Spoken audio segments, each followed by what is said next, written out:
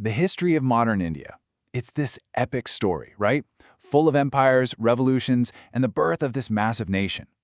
But what if I told you that the most important part of that story isn't just what happened, but who got to tell it? Today, we're going to pull back the curtain and see how history itself gets made. Because as you'll see, the storyteller, well, they might just be the most powerful person in the room.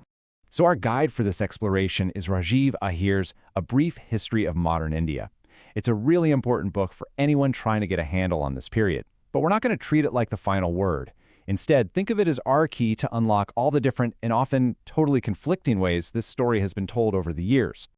So, let me just ask you this straight up. When you think about history, what comes to mind? Is it like one big official book of facts? A single true story of everything that happened? You know, it seems like it should be that simple, but it's really, really not. Because here's the thing. History isn't just a list of dates and events. Nope. It's a story being told by someone. And everything, absolutely everything, depends on the lens they're looking through. The storyteller's perspective changes the entire story. And that brings us to a kind of fancy word, but a super important idea for today: historiography. I know, it sounds like a mouthful, but it's actually pretty simple. It's the history of history. It's looking at how the story gets told, which reminds us that every version of the past we read is an interpretation, shaped by who wrote it and when they wrote it. All right, let's dive into our first lens. When it comes to the story of British India, guess who wrote the first draft? Yep, you guessed it, the British themselves. This whole perspective is what we call the colonial or sometimes the imperialist approach. And you have to understand, the motivation here wasn't just pure academic curiosity. A lot of these histories were written by colonial officials, and they had a very clear agenda: to make British rule look not just good, but necessary. Honestly, it was like the ultimate PR campaign for the empire. So what were the main talking points of this PR campaign? Well, first, there was the Orientalist view. This painted India as this ancient, spiritual, but ultimately stagnant society that was kind of stuck in time. Then they'd say, don't worry, we brought peace and unity. They even gave it a fancy Latin name, Pax Britannica. Underneath all that was a pretty ugly idea from social Darwinism, basically saying the British were just biologically fitter to be in charge. And the whole thing was wrapped up in this noble-sounding mission, the white man's burden to go and civilize the world. And this quote from the historian Sir John Seeley, it just perfectly captures the vibe. We seem to have conquered half the world in a fit of absence of mind. It's like, whoops, did we just build a massive global empire? My bad, it was a total accident. A very, very convenient accident, of course. Now, you can't push a story that one-sided and not expect a pushback, right?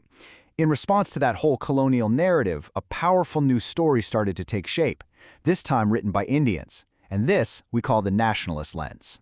And wow, the difference is like night and day. If the colonial story was designed to justify their rule, the nationalist story was meant to inspire a nation to fight for its freedom.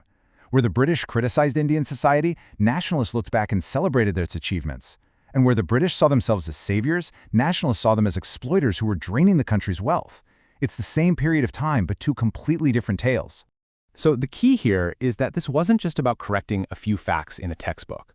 The nationalist version of history was a political tool. The whole point was to build a sense of shared pride, a common identity, to bring millions of diverse people together against one foreign ruler.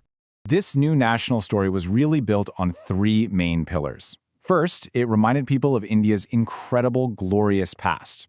Second, it laid out, in detail, just how the country's economy was being exploited by the British.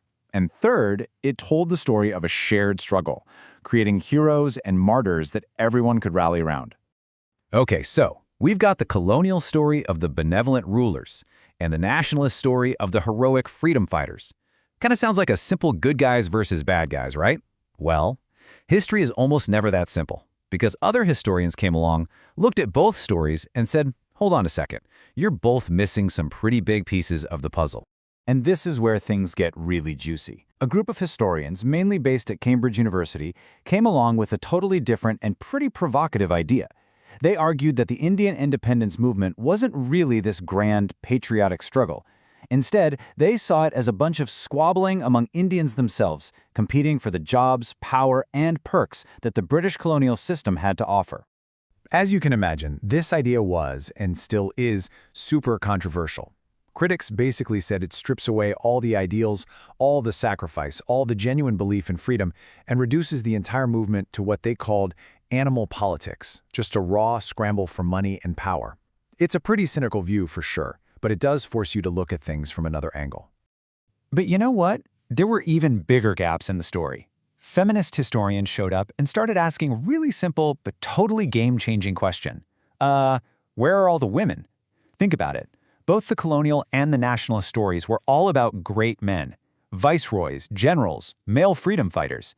This new lens started digging up the stories that had been buried, focusing on how women's lives were uniquely changed by colonialism, and showing how they were active participants, as protesters, writers, and leaders, who had been almost totally erased from the picture.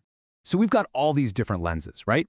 Colonial, nationalist, the Cambridge School, feminist. It can feel like a lot. But why does any of it actually matter today? I mean, who cares about these old debates between historians? Well, it matters because these are not just old, dusty arguments. Not at all. The stories a country tells about itself are powerful. They shape everything: modern politics, what it means to be a citizen, how countries deal with each other. These narratives are alive and kicking today. You hear echoes of them in political speeches, in news debates, in arguments over what should be in a kid's textbook. The historian Percival Spear put it perfectly. History isn't this static thing set in stone. It's a living, breathing conversation. As the world changes, we start asking new questions about the past. And when we ask new questions, well, we get new answers and new stories. So, I'll leave you with this thought. The next time you come across a story about the past, any story at all, just take a second and put on your historiographer hat. Ask yourself, who is telling me this story and why are they telling it to me this way? Because figuring out the storyteller is the first step to really truly understanding the story. Thanks for digging into this with me today.